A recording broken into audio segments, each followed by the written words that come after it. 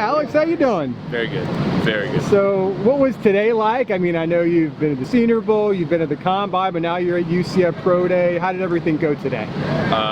Great day. I snapped really well. Honestly, guys didn't care about me. You know, they'd see me at the Combine, so I improved a little bit on bench, sat around and cheered my guys on from the field. So it's a good day. Yeah. Between the Combine and the Senior Bowl and today, what type of feedback have you got? Overwhelmingly good, but honestly, like, special teams coordinators play it kind of weird. You know, if they like me, they won't talk to me. If they're trying to get me in free agency, then they'll talk to me. So you never know who's interested, to be honest. But what do you bring to a team? Size, young, cheap, honestly, and just an overall good snapper that, you know, is reliable and ready to play. Obviously, everyone talks about long snappers, the actual snapping, but what other traits are important for a long snapper to make it in the NFL? What else have you been working on besides the actual snapping mechanism? So, I mean, you can only get so good at the snap, so you have to bring something else to the table.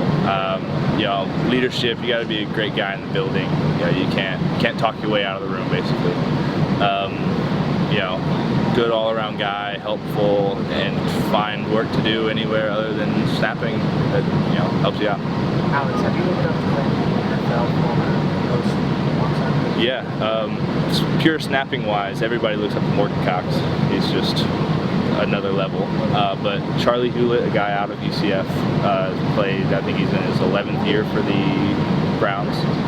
And so, yeah, I met him my sophomore year, and you know, kind of kept the communication up. And so now he's been rooting me on, and I've been asking him little tips and stuff on what I can do and all that type of stuff.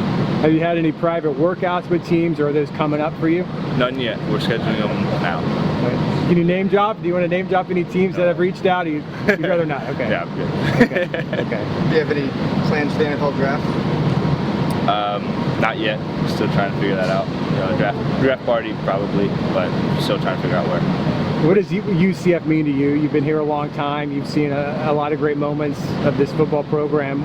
What's it been like being a UCF fan? Couldn't replace it for the world. It's been a roller coaster. You know, of course, coming in, win 25 straight, you know, that hardly ever happens. So great to be a part of that and get able to step in as a leader and, you know, work my way to where I am now. And, you know, I really think that UCF has, you know, I've been here for most of the time where it's really built itself into a, you know, big program. So guys ask me all the time if I'm sad I'm not going to be playing in the Big 12. I'm like, nah, I got you in the Big 12. Y'all enjoy it. I don't want to take those flights, honestly. You leave big shoes to fill. How does the next crop of long snappers look here? They're good. I think we have 3 solid options, actually. So, you know, we got Gage, obviously transferred in, we brought him in, he's solid. Hayden Fettigan's really good, throws a really nice ball, and then our old running back that transitioned over, Chris Bauerfeind, has really put in the work. And so I think all 3 of them can play on Saturday, and we just got to see who comes out on top. We interviewed Coach Blackman yesterday. He talked about Chris Bauerfeind, how he pretty much worked with you. He didn't even snap before, you know, he got with you last year. Correct. So what's that like, kind of molding someone? You know, it sounds like he's in the mix too.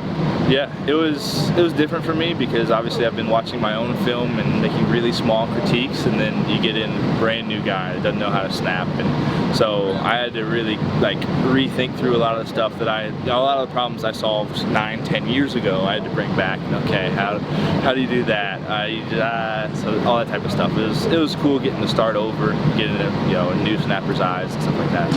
When did it kind of sink in for you? I don't know if it's a goal you've always had, that you could have an opportunity to snap it on that next level. Did it happen early in the career, or did you get going a little bit when you realized it could be a real possibility? Where it was a real possibility, like yeah, like where you started getting feedback that maybe, you know, scouts were noticing maybe. Well, I had people out of high school that were like, "You got the body, you can do it," and yeah, okay, I can do it. But then after my first year starting, I went to a big, you know, Coles gets a bunch of their college snappers and kickers and punters together, and every year they do one big camp. I went to that, and the very first like punt competition I won, and you know, there were 3 guys there that are now in the NFL, and myself being 4. And so I beat them, and then sure enough that next year Cheeseman gets drafted, and then Cal gets taken the next year. I'm like, okay, so these guys can play, and I beat them, and I'm, you know, right in the mix with them. So that was when I was like, this could be a real possibility. Going back to you teaching the think breaking that down and putting all that back together was something that helped you get ready for this process? I don't know. It's just very. First of all, Chris is left-handed too, so that was a challenge. I'm thinking, oh yeah, you need to do this with your right hand. He's like, my right hand?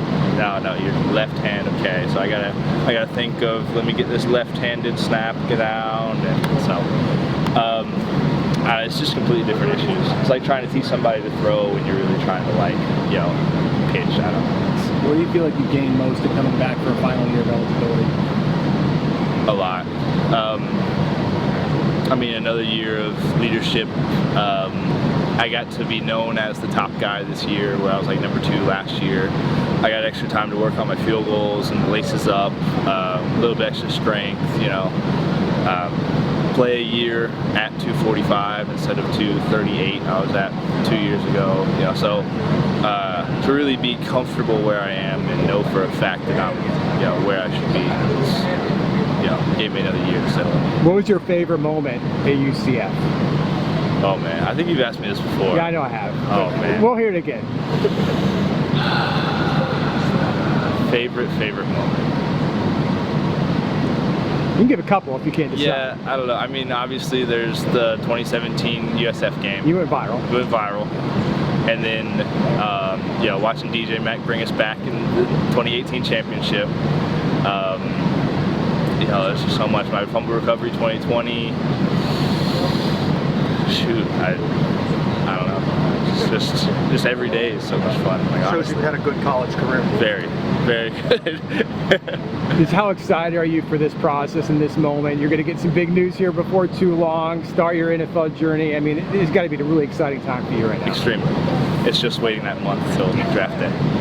Yeah. So hopefully I should get that call a month from today. So I guess we'll see. Which day?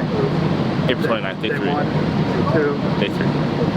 Yeah. No, there's no chance I go above the 5th, and day 3 starts in the 4th round. So hopefully, pick 190, 200 maybe, we'll be looking for a call.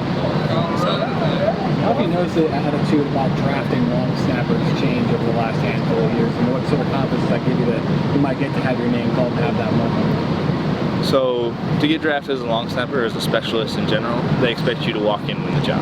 So, and a lot of times, especially when you don't block in college, that's hard for a team to draft a long snapper and be confident he can come in and block and block an NFL D end. So the past 6 years, there's been about one a year. In 2020 they took 2, and in 2021 or 2022 they didn't take any. So it's really just wherever the cards fall. I'm not crossing my fingers that I'm going to be drafted, but I sure hope I am. It's just, who knows, honestly.